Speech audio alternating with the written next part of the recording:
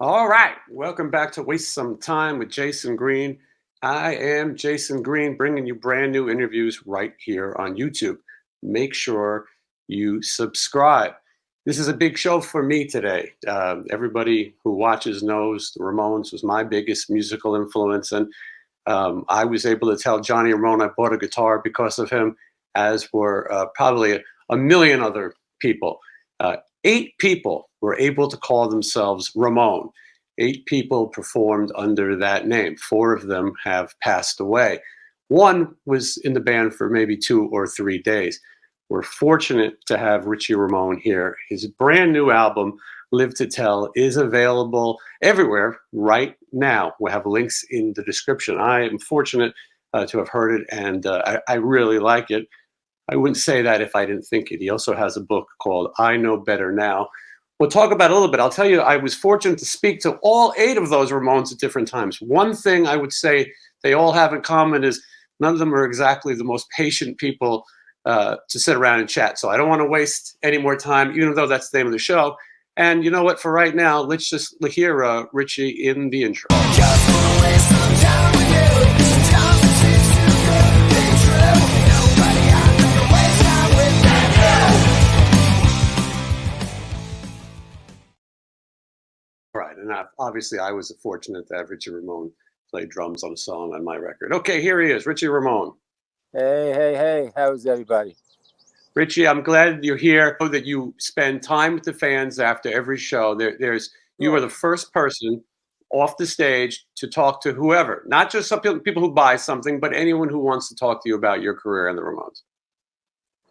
Yeah, but it's not, is that really conscious effort, or that's what it is nowadays? I mean, you go back to the 80s, we all hid behind glass walls and, you can't even see one lock of that hair before they hit the stage, that type of vibe. That was it. Now people know what I have for breakfast, and it's just like, no, it's a different world now. So I do spend time with them afterwards, and they really enjoy that, so why not? Yeah, well, I think, Richie, in a lot of ways, you were away for it for so many years. A lot of people know your story. We'll start with a little bit from the beginning, and anything we don't get to, again, it's in his book, I Know Better Now. But Richie, did you always want to be a drummer since you were a kid? Yes, of course. There was, real quick, kindergarten. What are you, five in kindergarten?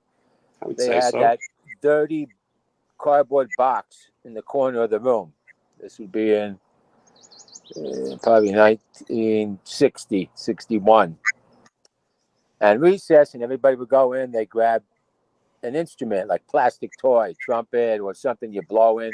I would always pick up like the wood block or the sandpaper things, So from that point, and always tapping on my chest, I kind of knew that, that was the instrument for me.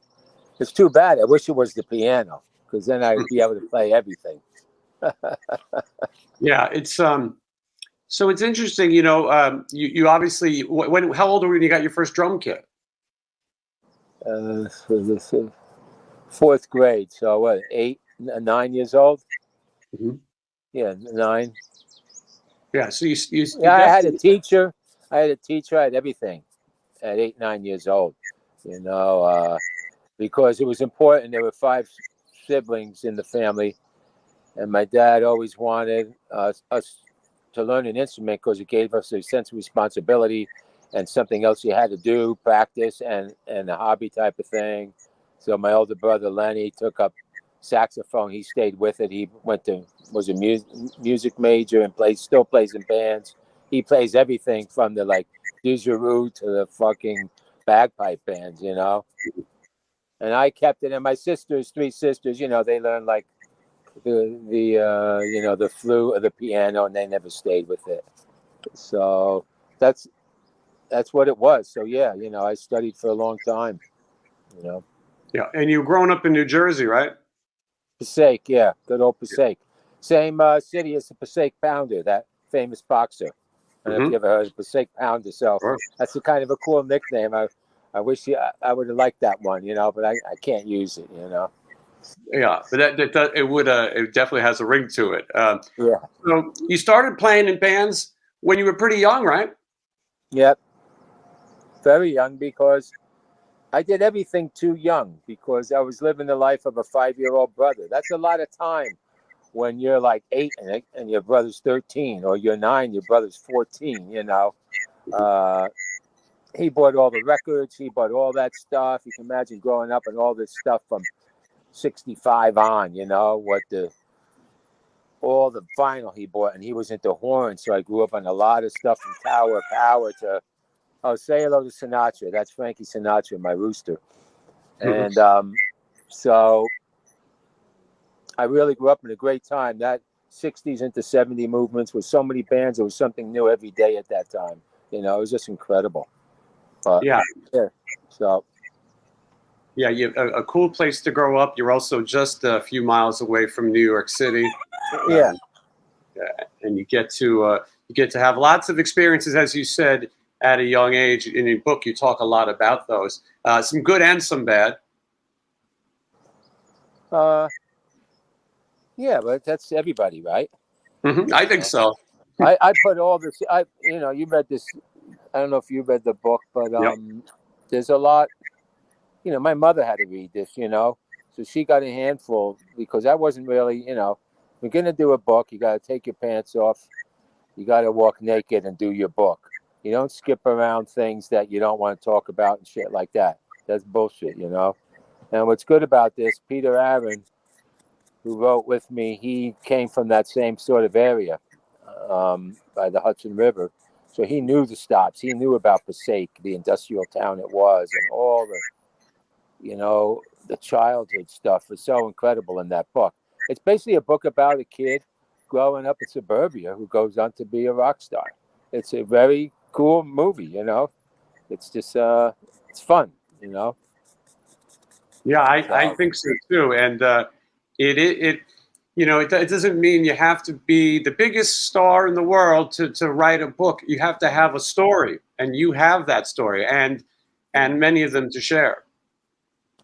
I guess, I was I kept telling people, no, I'm not writing a book and all this stuff, and I wanted to write one like on my deathbed, like, Mhm. and and they were like, nah, you need to do it now. Strike while the iron's hot. I had Backbeat Books, offer me a great deal, so it was a very, very difficult thing to do. It consumed me for 2 years. Not fun. It's not Yeah, fun. a sense of relief though, knowing that it's out.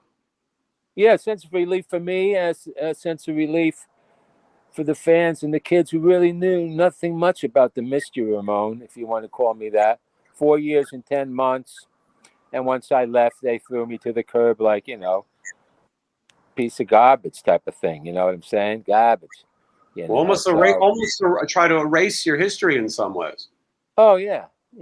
Not on the website when that came out. And just like, but 4 years and 10 months and 6 songs on 3 different albums with them, people catch up to that and go, wait a minute, what are you talking about? Somebody put something in my drink, one of the top 20 songs in the whole catalog, which is about 160 songs, is a big honor. So it's like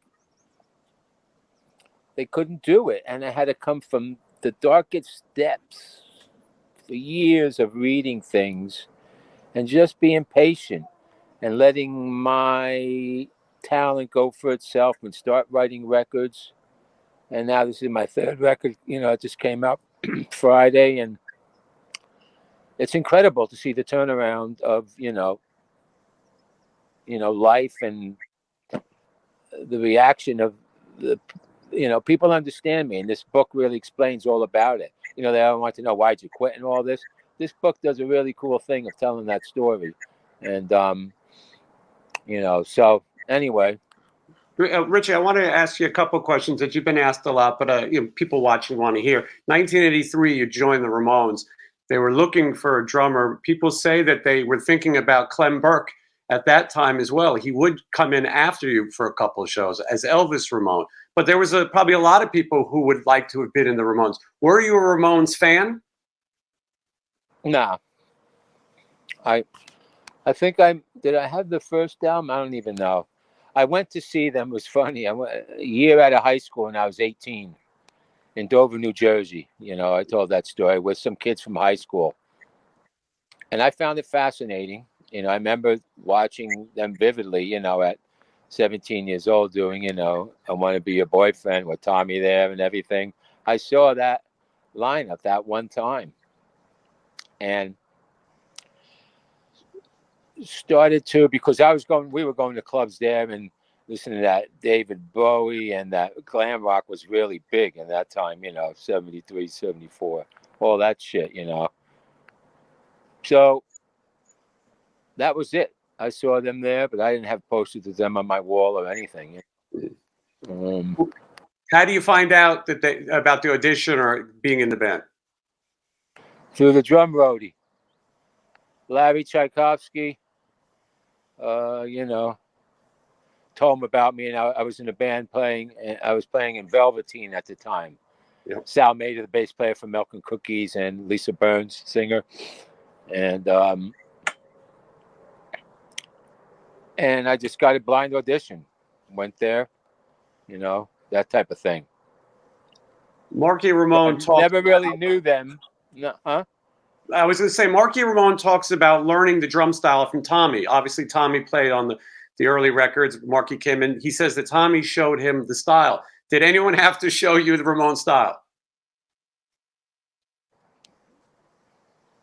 That's a silly question. Yeah. What do you mean? Well, I was a fucking guy who could, you know, I read music. I won all-state sight reading on timpani when I was in 12th grade. Okay?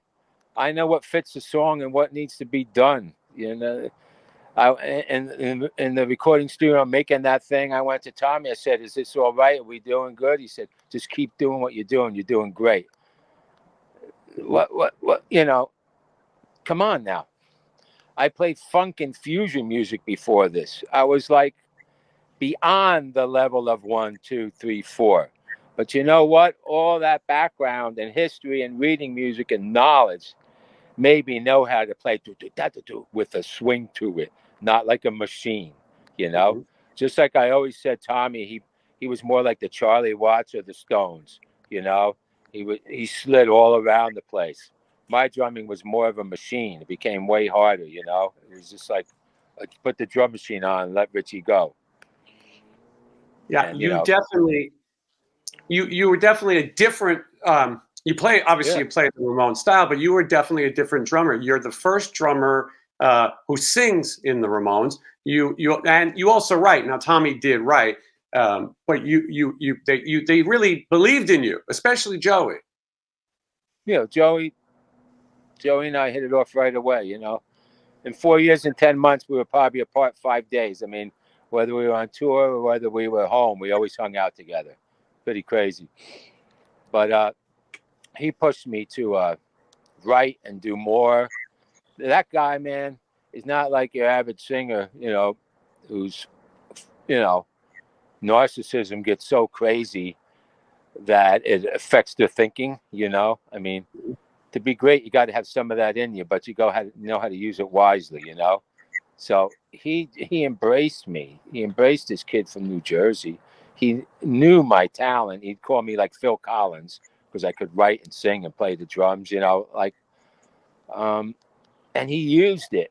And when we were in that lineup, you know, towards, you know, my second, third year, I was singing with him all these shows. It was like this whole new thing, you know, like 2 vocals, singing the backgrounds and singing with him. So it was really cool.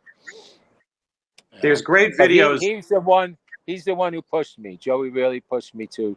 He said, "Richie, we're doing a new album. You got to write a song." I said, well, "I don't know." "Yeah, you better write a song." You know, so I owe it to Joey. I was saying there's great videos of Johnny following you. I think it's maybe Gray Whistle Test, but he's watching you play the drums to sort of know the songs. Right. And Johnny, as difficult as he could be, or as straight and serious as he could be, he also believed that he said that you saved the Ramones. He believed that at one point, the band was getting a little stale, and then when you came in, it brought some new energy. Right. And So we're looking at the cover of Too Tough to Die. Right. As a Ramones fan, I did go to Central Park and find this exact spot and took my picture standing there. You see the way I'm standing? I wanted to stand differently than them. Isn't that funny? I love it. I think it's a smart move because you can. That was a conscious effort. No, it was a conscious effort on my part. And look what happened. The fucking lights went out. They would have really never known that they had a new drummer. You know what I'm saying? It's funny. For sure. If I had the same stance, they'd wonder who was that. Anyway.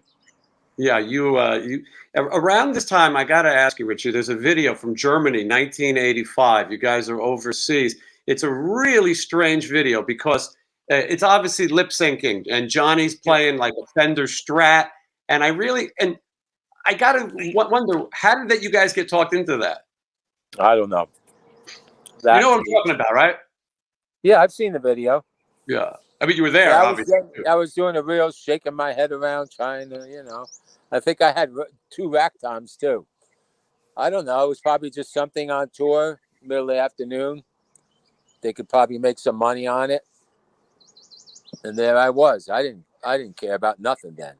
I was just living the life, baby. My first national act, 25 years old. That's something special.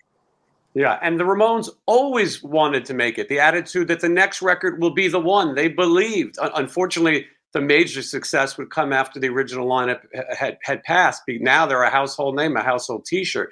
But so maybe that TV appearance, somebody said, "Look, this is good. We got to get these songs out there." And sure enough, they did a strange performance. You did it too.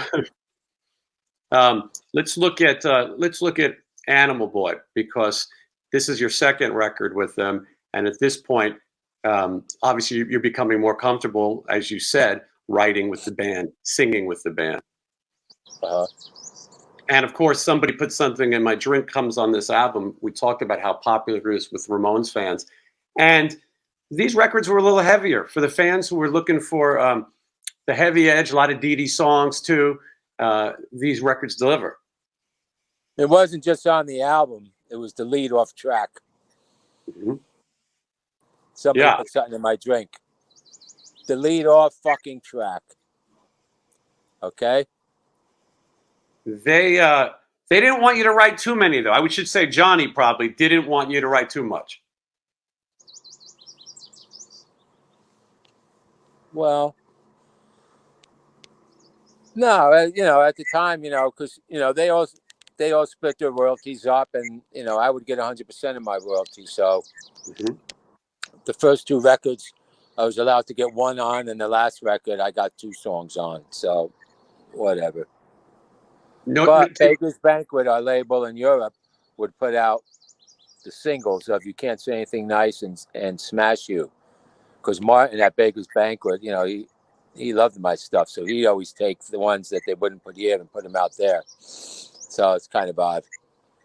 I've always wanted to ask you, and I may have asked you privately, but Walter Lord plays guitar on these albums a bit. How much was he involved? He was playing the leads and stuff. That's all. He would play the. I mean, Johnny never. It was no secret that Johnny wasn't going to play leads. Some people said that Walter might have played some rhythm tracks as well. I don't. You were probably done with your parts by that time, right? Well, we'd all lay tracks down together. Yeah, he wouldn't be in the room for that. He may have been in the room for the cover song we did. What was that? Oh, yeah. The Stone song. Wasn't it a Stone song?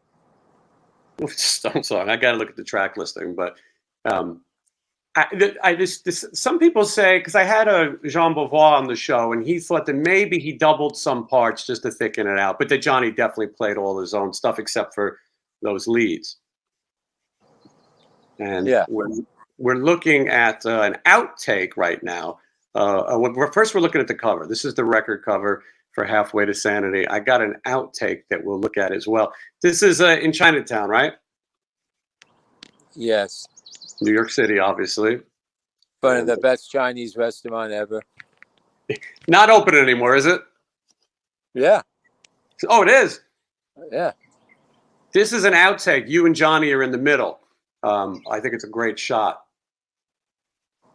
And obviously, you take a bunch of pictures before you release a record. So this is one of the outtakes. I haven't. Next time I go back to New York, I'll have to go visit that spot as well. So you do these years in the Ramones. The story of you leaving the Ramones has been told a million times. I don't think you have to tell it again. People can read the book.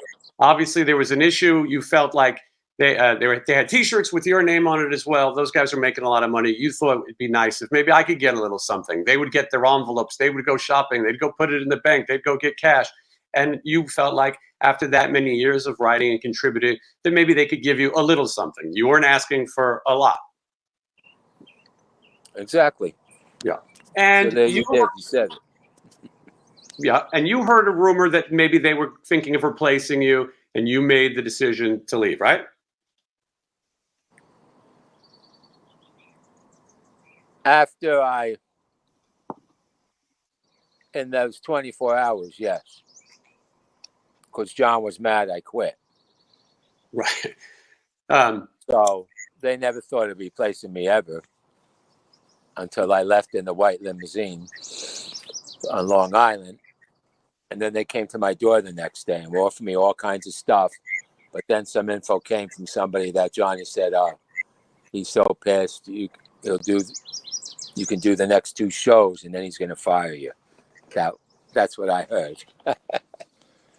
And you didn't do those next 2 shows, right? No. Mm-hmm. They tried Clem Burke. That's the worst thing. It's probably the worst thing I did at that time. You're with everybody and you discuss this, every night at the Holiday Inn with beers and cocaine and weed, sitting around the table with Joey and Dee Dee. And yeah, but we could do it. And then when they go to Johnny would always say no, like it should have been done from the first moment, and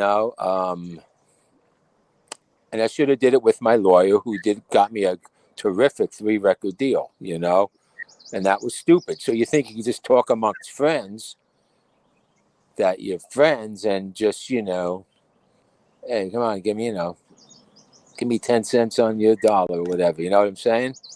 That it didn't work out that way. And it became this big thing. And it was, that's just the way it happened, and you move on, Yeah. You were younger too. We can look back now with a lot of business sense and say, maybe I should have handled it differently. But in the moment, it's difficult. And I know you were upset also because you did mix a lot of those songs on the last record you were on, and they were not going to give you, Johnny didn't want to give you credit for it. No, we do 165 shows a year. I spent like more than half of my year with them. You know what I'm saying? They were my family. Why can't you talk to them and say, yo, let's, come on. Really? Also, somebody put something in my drink. Dee Dee wanted to do a video. He said, that's the video. They made it the title track. That's the video. John wouldn't allow that. I didn't understand, the whole thing is to do the best for what's going to work the best for everyone. That's what you do.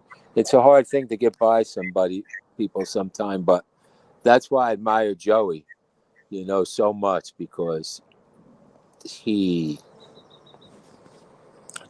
knew what was right and knew what was wrong and knew what was good and knew what was bad.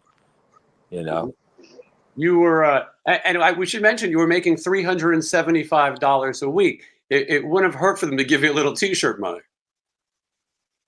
Where'd you read that? I heard it from you. Is it an actual number?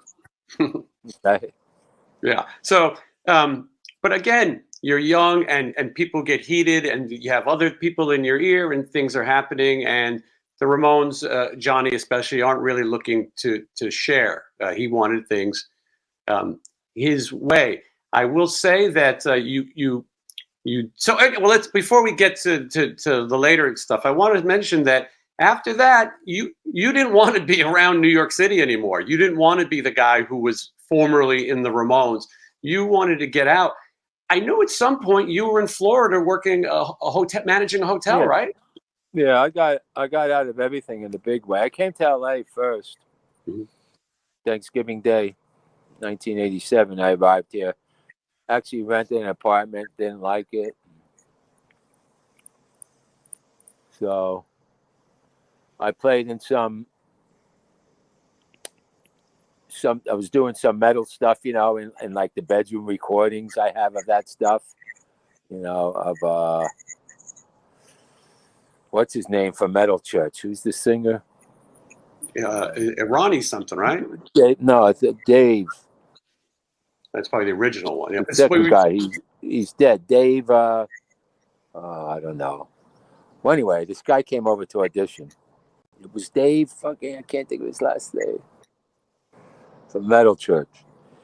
I had the mic in my bathroom, and I was with this guy Gene on guitar. See, I forget, it's a long time ago, in the bedroom.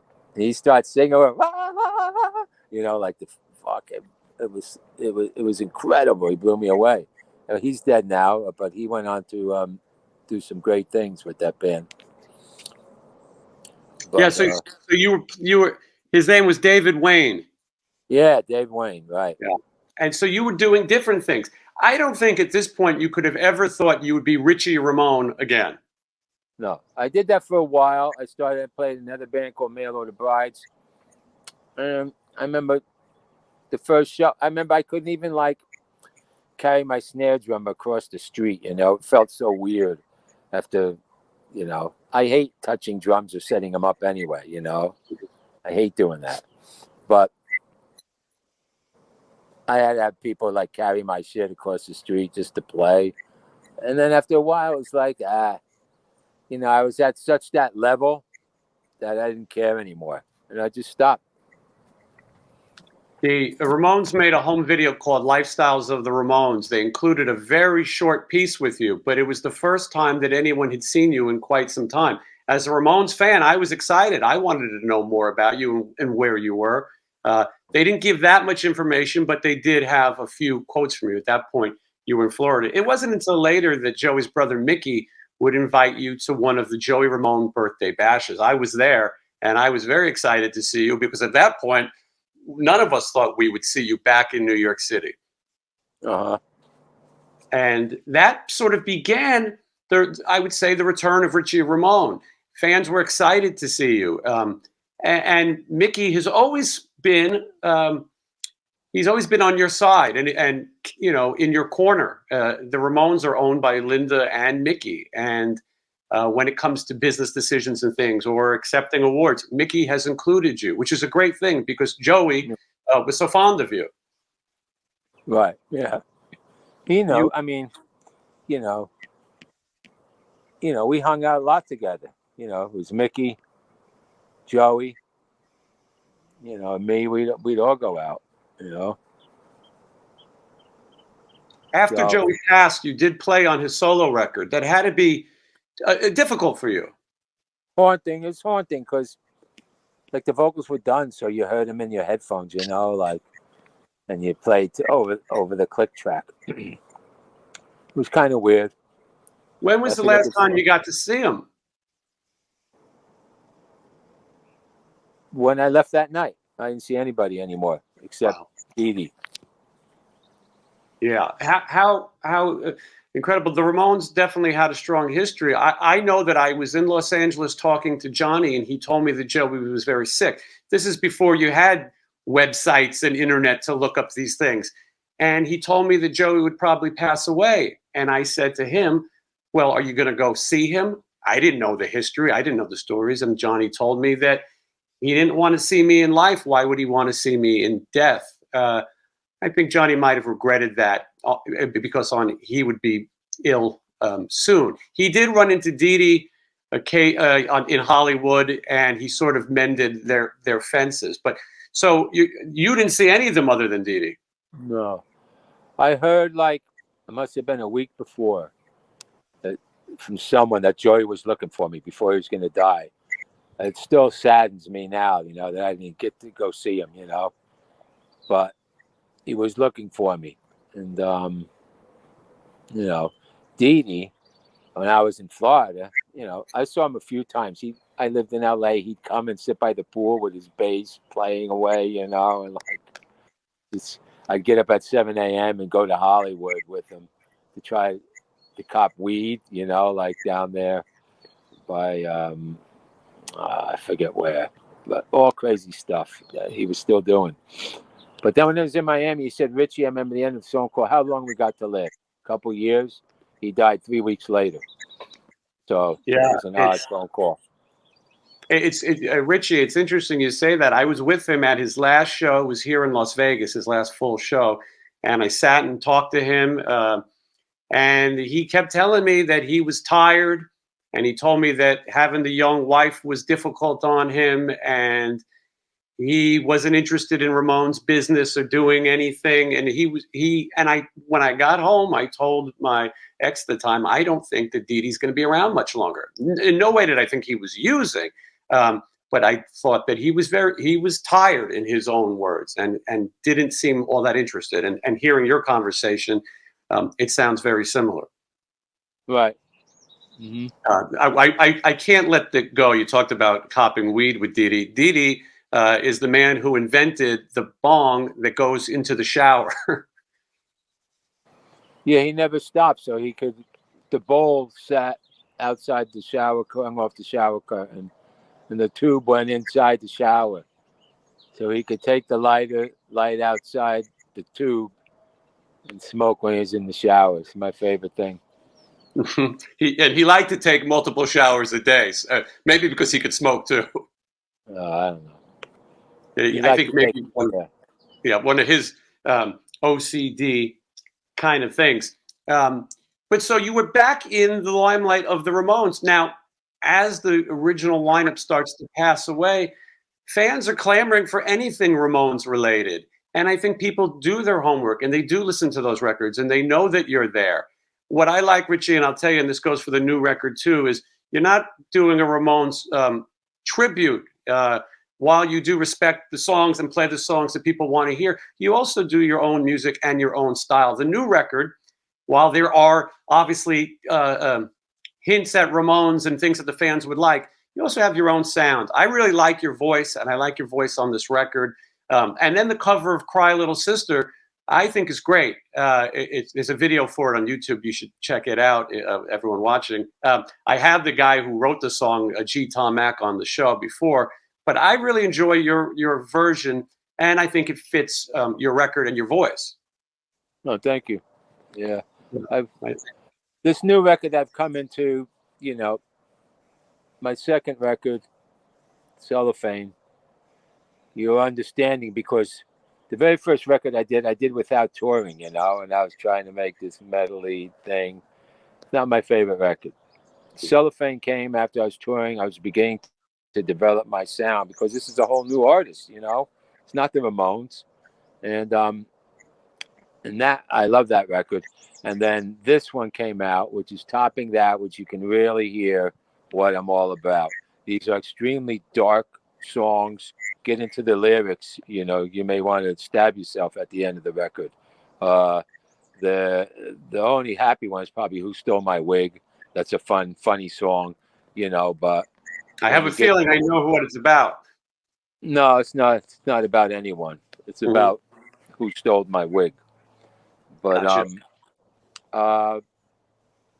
It's deep. It's really deep. It's more about mental health and addiction, and it's going to affect a lot of people's lives when they really get into the lyrics of these songs. Probably a lot of stuff from COVID, and we've been through a lot in the last couple of years, and this really talks about the strength of your mind, and it's dark, man. I don't know. I don't know how to sit around and write these fun things. I like to write real things that really affect me, and that's why the singing's good, because it's coming so far deep in your belly that it's not words on a page. So, but yeah, I really like the way I'm singing. I think people are really starting to, I'm coming into my own with my voice. Quit smoking cigarettes almost 5 years ago. It's been Nice. tremendous on my vocal cords. And I mean, I really belt it out now. Paul Rossler does a great job. He's got that old U47 at his studio. You know, that's like, you know, the best mic. You know what I'm saying? Yeah, You know, you sing it through the, he's got yeah, some history. yeah. Uh, but thank you about that. I really like this. And the amount of feedback I'm getting on all social media about it, they're like, wow, this is really good. And, you know, they're playing it pretty in a lot of countries right now already. So I'm really excited about it, you know. You know, I think it's all there. I think I finally did a good record. So I'm happy. A The lot of Ramones, everything we did on this, we took a lot of time on this record. And it shows, you know. the Ramones audience has embraced the record. They embrace you. Overseas, obviously, you do incredibly well. You have had Yeah. the opportunities to tour with maybe CJ Ramone and play full Ramone shows. You've done it once in a while, but you've expressed that that would be boring to you. You don't want to just be a tribute. You want to play your own music as well. Right. I think, you know, I think that's important for any touring band. Even the Stones keep putting records out. You know what I'm saying? You may not like them as much as Tattoo You, but they're in the studio and then you tour. You just don't tour and not making a record. And a cover band is another thing, which, you know, they're very big and good for all those bands that are out there. Um, but I just don't like doing that. You know, that's what I did for years before I got, you know, before I went into original music. You know, I used to play cover bands since 12 years old. You know, and then, you know, and that's how I made my living. I never had to work at McDonald's or nothing. And then I went into original music in around 1980, and that's when I became broke. And then finally got in the Ramones later on. So uh, it's crazy, but I'm not big for doing that. Plus playing cover music, that's not my thing. That Yeah. doesn't mean that it's bad, but it's not my thing. When I do it with CJ, I played in Brazil. We did one show. I mean Argentina, and that was the same exact set. The first time the Ramones ever went there was in 1987. I think November something or December 4th or whatever. We did it on the same day, same exact show, same Wow. exact intro music, same exact encores. They brought out cakes. People were crying, you know. They were just crying. That those are big shows. There'll probably be a few of those more left in our lifetime, maybe in Japan or Brazil or something, Mhm. you know, but I'm not gonna, you know, and he doesn't want to do it either. We're not just gonna like hook up together and run around the states and do a tour together, playing Ramon songs or Yeah. playing like. I'm not into that anymore. I got my own thing now, and I like it. I find the music, you know, eclectic. It has its uniqueness about it, you know, and that's just the way I do it. You know, that's just What me. So What's great about the length of Ramon songs are you're able to play plenty of them in your set and play your music as well. We're looking at a cover right now for Live to Tell, the album. It is available everywhere right now, wherever records are streamed. You can also go to Richie's website, which we'll link in the description, and get a physical copy because I think people like to have. And you have all kinds of cool things for people to get. yeah, CDs and it's on CD too. Label in the UK is doing the digital, and they're saying CDs are making a comeback now again. So I released this on CD also. So it's cool. Yeah. The artwork's great. Do you know what that is? I was just going to ask you. I'm looking at it right now. I don't know. So you can tell us first. Oh, you got to guess. You got to give me a guess. I feel like I'll say something stupid. I don't know if I have I don't have one. A turnip? A turnip. Yeah. Where did you come across the So photo? when I had to cancel that tour, like a week before going to Europe, this Mhm. big, huge tour, that's when the doctors found my aneurysm. That's a scan of my veins, and that big blown up vein in the middle is a 6.2 aneurysm ready to blow up. Wow. And so and I told the doctor then, I said, you know what?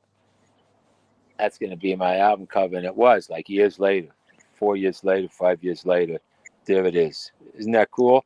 And you could see another one growing down the side. So I got a few stents and I'm as good as anything now.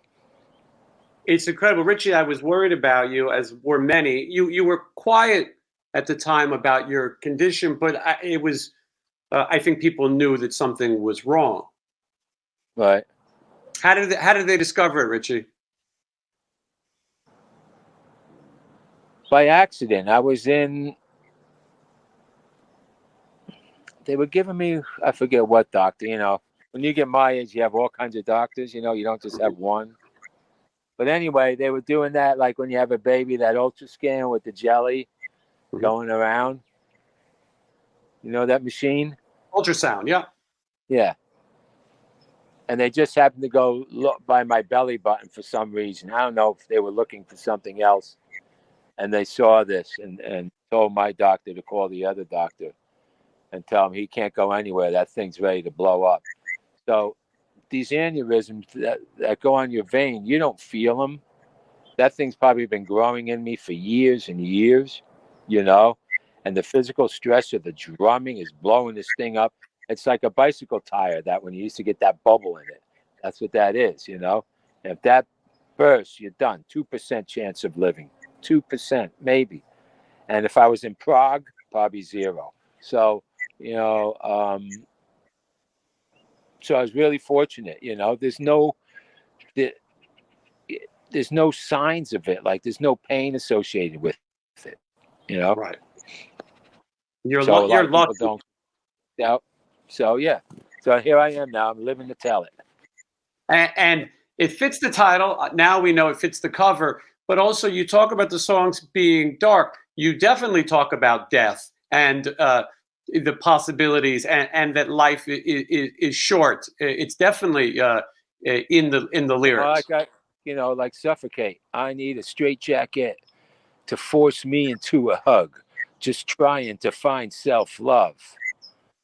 But let's face it, I'm not strong enough to go through that pain. I'd have to squeeze till my ribs break.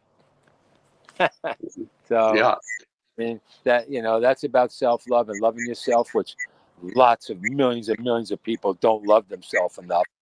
And I'm extremely guilty of that, and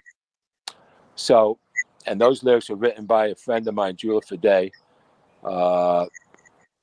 which tremendous lyricist. I have two, three lyricists. Julia wrote two, and my sister co-wrote words on one song. And I'm meeting these darker energies just like me. And when somebody could write me a lyric like that reflects to me personally so intensely, that's hard to do, That's why I mainly write all my own stuff. But when I heard this lyric, I was like, oh my God, that says so much in just like 10 words, So I saw those names and the collaborations, and I thought how great it was that you kind of stepped outside your own songwriting and added that in, because it definitely brings a new side, and I think makes the record different, like as you were saying. yeah, I mean, they're just poems that I, put everything to, what I'm saying? Just words on a piece of paper, like Dee Dee would have a poem. And I'd put it to rap music, But which that in itself is an art, knowing what word to add there, what word to take out, how to put the phrasing to fit the thing. Like I didn't send the music and they wrote words that way. I just put these words to music, It's kind of different doing that.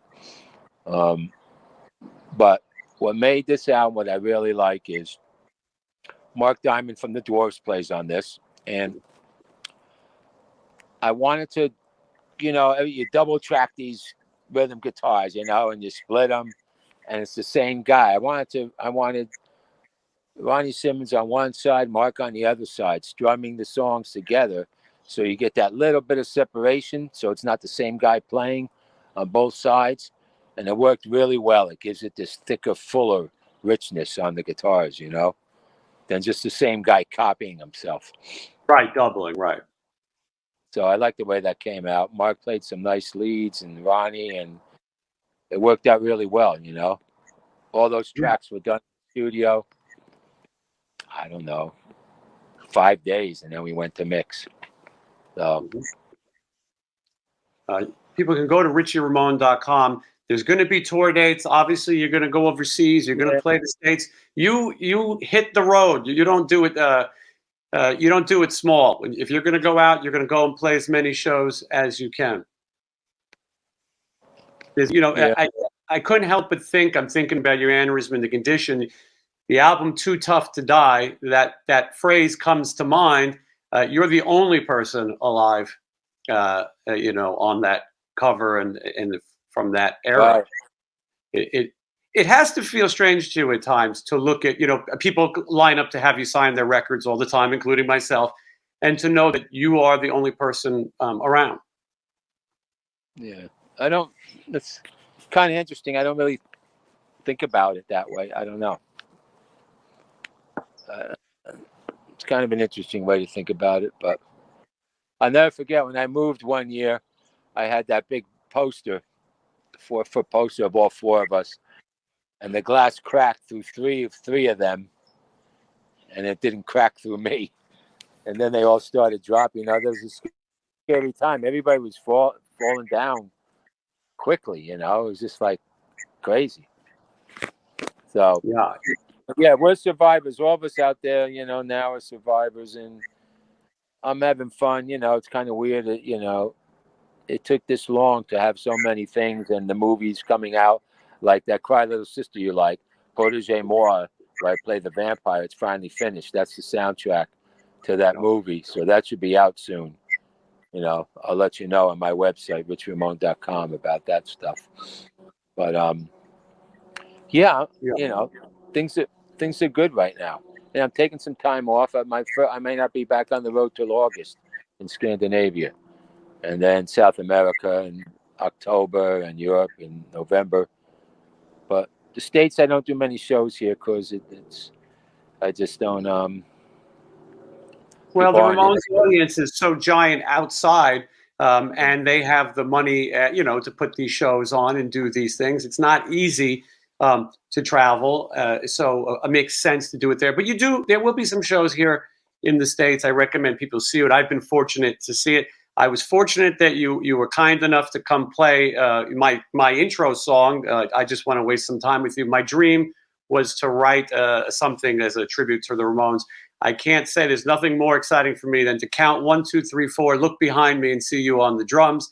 It's definitely an honor, and fans everywhere who might be young, too young to have seen the Ramones, because a lot of people are. The fans are getting younger and younger. Johnny would have loved it. Joey would have loved it. Dee Dee would have loved it. They would have been so happy to see people embracing their music. You're keeping that music alive, and the fans get to see somebody who really, you know, from 1983 to 1987. Was a part of it, and I think it's really a treat to those fans. Mm-hmm. Okay. And you're nice enough to meet everybody. As I said earlier, you're the first one out there to talk to people and listen to their stories as well. Yeah, because what you can never lose sight of in my position is how many people's lives I've touched, and my girlfriend always tells me that. I mean, it's an enormous amount of lives you've touched, and what I hear from them, and how I saved them, and how this. I mean, the Ramones are kind of broken off into different eras. These fans who got into the Ramones from Too Tough to Die on for those 5 years are like, you know, they're the hardcore Richie fans. You know, that's what they know. Then you have the 75-year-olds from the early days, you know, and then you have the CJ era. It's broken up into three ways. And, you know, I mean, so that's how that goes. But yeah, I want to show the book as well before I let you go, so that people know you can order this. We have a link in the description for this as well. I Know Better Now. We just scratched the surface. There's some dark stories in here as well. I Know Better Now, my life before, during, and after the Ramones. And this is available, and I want to make sure that everybody, if you want to read a different take on the Ramones from somebody who was there, this is a great book. To do that, Richie, I really appreciate you doing this. Say it again? Yeah, it's not a bash book or none of that stuff, No. I can't answer these questions, you can't have arguments with dead people. It's not fair. I don't talk about any of those things, it's just not right, It's just my opinion of matters. But yeah, you talk about your life and the facts and what you remember and what you experienced. But yes, no, it's not a tell-all book. It's not a bash book. I think a lot of people look. If you want the history of the Ramones, there's plenty of books. I've had Monty on the show. He's got a great book that talks about what it was like being there. A lot of those things are known. This is not that. This is learning about Richie more than it is about, the other stuff that's already out there. So, yeah, and a lot of the Ramones' history has been overblown in some ways. You've even said that the Joey and Johnny feud, it wasn't really, in your world, wasn't that big a thing. You mean no? It was really overblown. Everyone thought that they hated each other. Maybe they didn't speak so much. You've said that, but it's been made into this giant thing.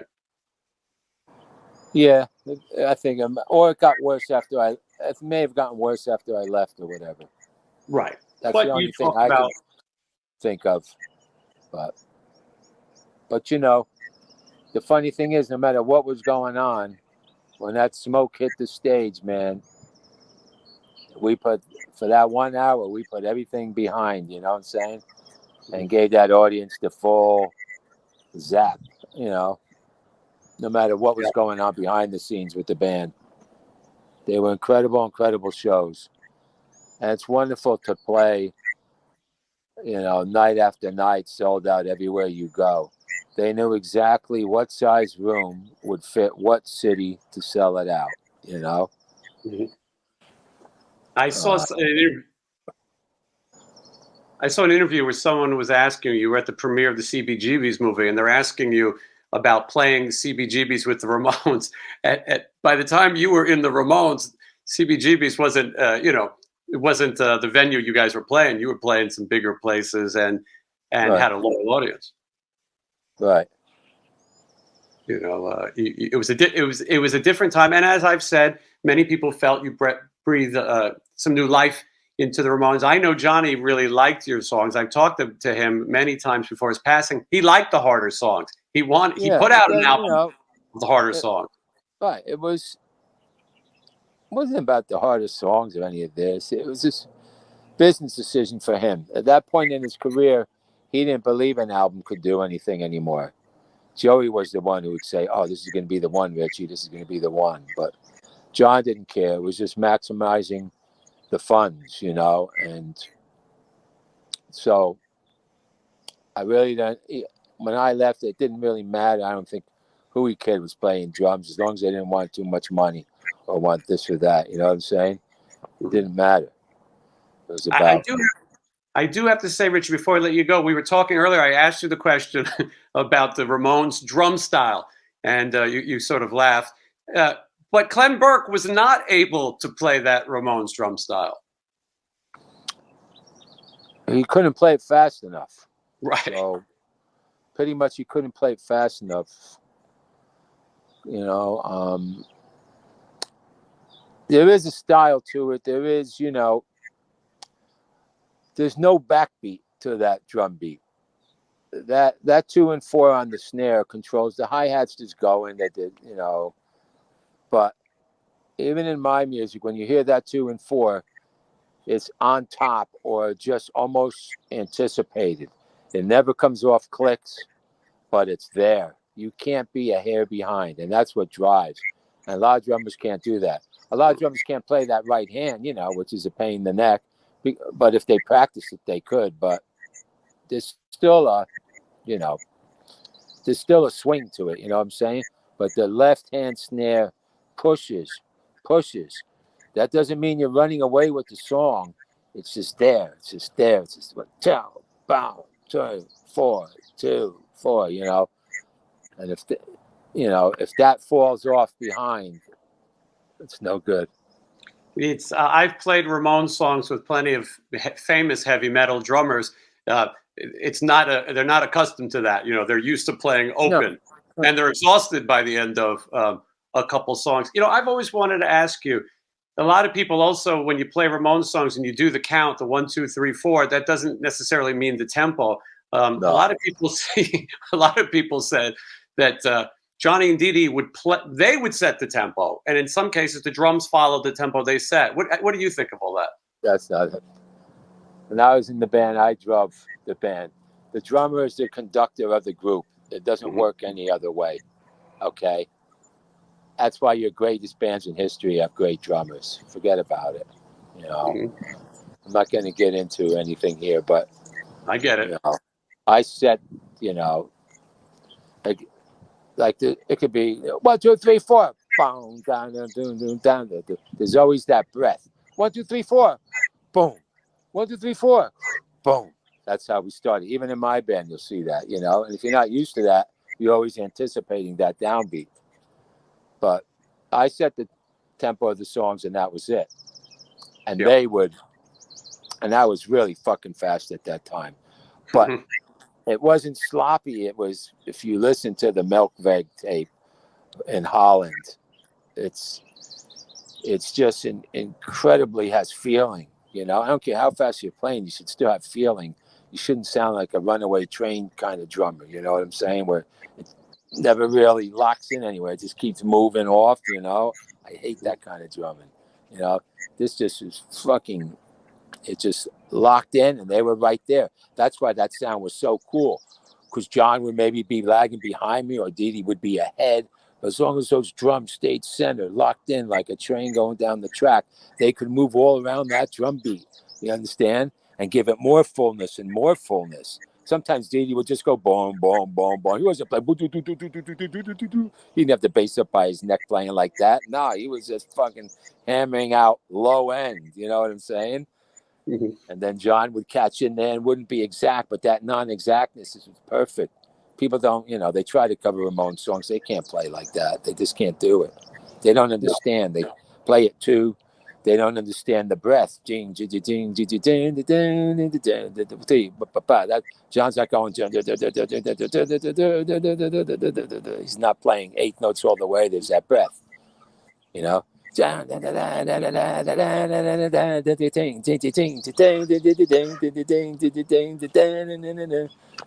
that's how it works.